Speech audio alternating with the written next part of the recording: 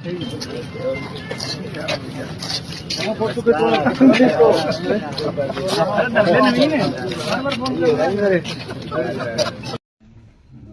तो देखिए आप सबका धन्यवाद और आप सबको, क्योंकि नववर्ष की आज अपनी पहली मुलाकात है, आप सबको मेरी तरफ से बधाई नववर्ष की।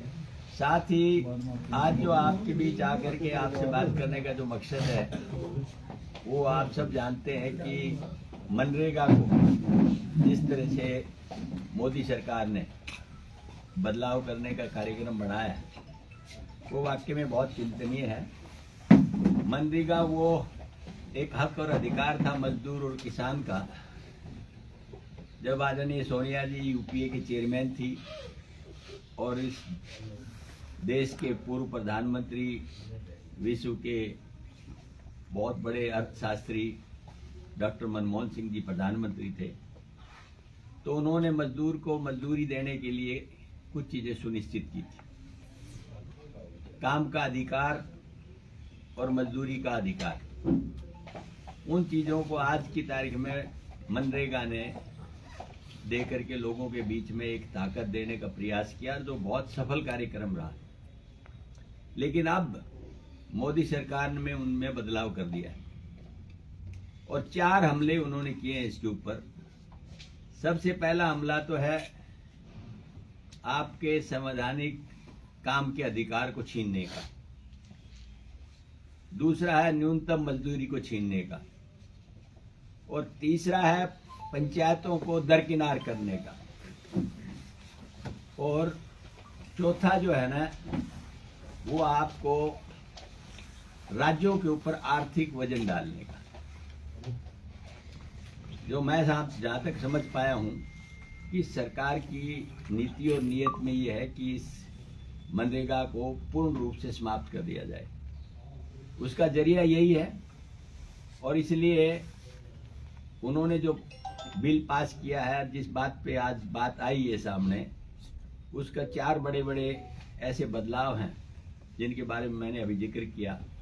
हम जो है ना इनसे चाहते हैं कि सबसे पहले तो जो मजदूरी की गारंटी हो, काम की गारंटी हो और जिम्मेवारी की गारंटी हो।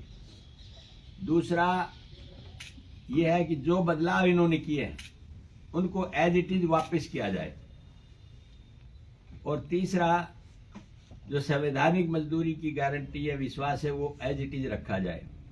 और चौथा मिनिमम जो आप देते हैं उसके अंदर वेजेज वो 400 रुपये हो, क्योंकि अब इन्होंने 100 दिन काम के हमारे पास गारंटी के होते थे, वो आज गारंटी नहीं है आपकी कोई। कहने के लिए तो इन्होंने कह दिया कि आपको 125 दिन देंगे, 100 दिन की बजाय 125 दिन देंगे, लेकिन गारंटी आपकी 1 दिन की भी नहीं है, जो सबसे ज्यादा विचलित करने वाली है।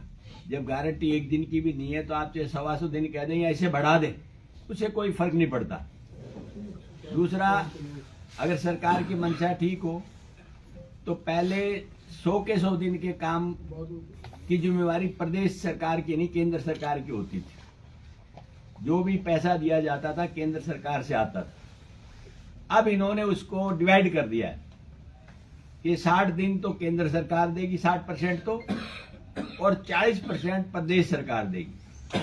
अब प्रदेश सरकारों का सिस्टम आप जानते हैं, बहुत सी ऐसी प्रदेश सरकारें हैं जिनके ऊपर आर्थिक वजन अपना पहले ही इतना है, वो इस वजन को नहीं सहन कर सकती। तो इसका मतलब तो स्पष्ट है कि आप इस सारे कार्यक्रम को ध्वस्त करके और इस बात को, मनरेगा को आप खत्म करना चाहते हैं। मनरेगा एक मजदूर का रक्षा कवच है, आप इसको समाप्त कर देना चाहते हैं। तो ये सरकार की बदनीति है। हम लोग सब चाहते हैं कि आप इसको पुराने माहौल में लेकर के जाएं और महात्मा गांधी बापू के नाम से जो एक कार्यक्रम चला हुआ है, जो सर्वविदित है, उसको चलने दिया जाए, ताकि आम आदमी अपने आप को गरीबी के हालात के अंदर भी रोजगार पाने के लिए सुरक्षित समझ पाए। आज का बेसिक मुद्दा ये है।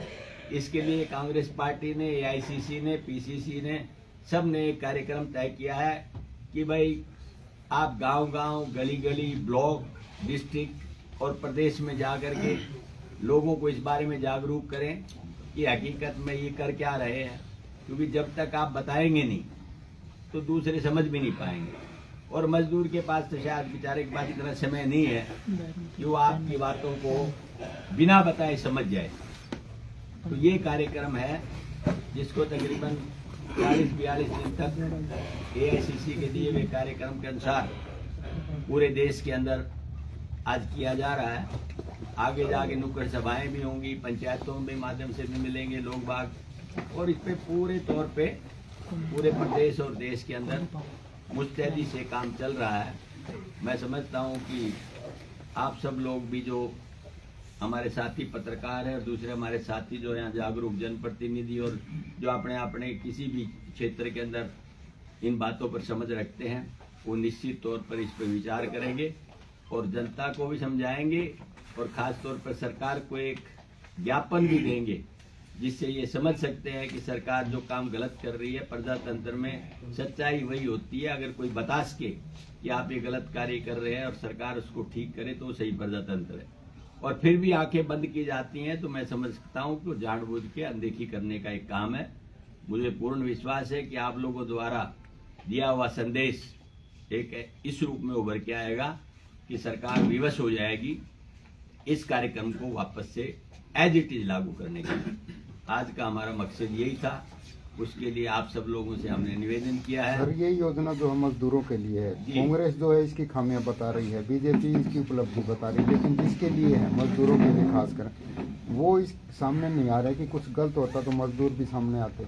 देखिए, जहाँ तक मैं समझता हूँ जो आप बात कहना चाह रहे हैं उसके लिए भी हमने एक प्रयोजन शुरू किया है कि आप फॉर्म 6 वो भी लें और गांव-गांव तक जाकर के कार्यकर्ता पूछें कि अब तक जो पंचायतों के माध्यम से काम होता था अब वो काम पंचायतों से भी नहीं होगा। अब वो लोग मोदी सरकार के लोग ठेकेदारों के माध्यम से तय करेंगे कि किस आदमी को कहाँ काम देना है।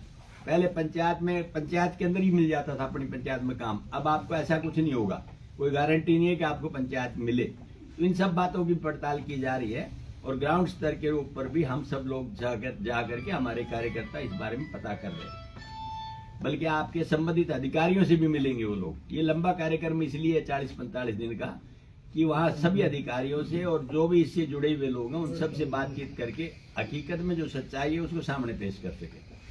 तो सर, ऐसे में लग रहा है कि मनरेगा को लेकर के जो लड़ाई कांग्रेस लड़ रही है क्या उसमें सफल हो पाएगी आने वाले समय में? देखिए, निश्चित तौर पे जब भी कोई संघर्ष किया जाता है सफलता के लिए किया जाता है, और कांग्रेस तो एक पुरानी ऐतिहासिक पार्टी रही है।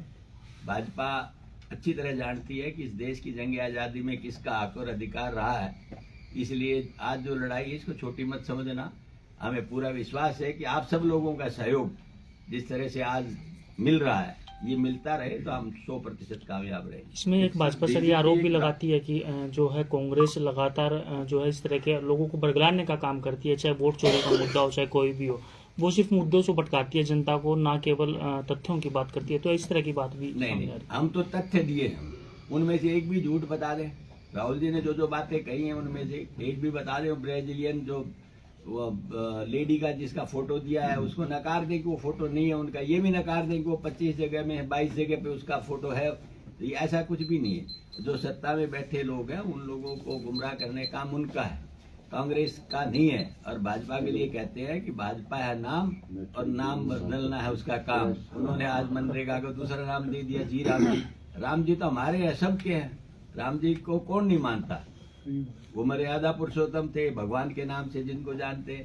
तो ये सारी बातें ऐसा करने की जरूरत है नहीं कि नाम बदलने से कुछ नहीं होता, काम करने और देने से होता।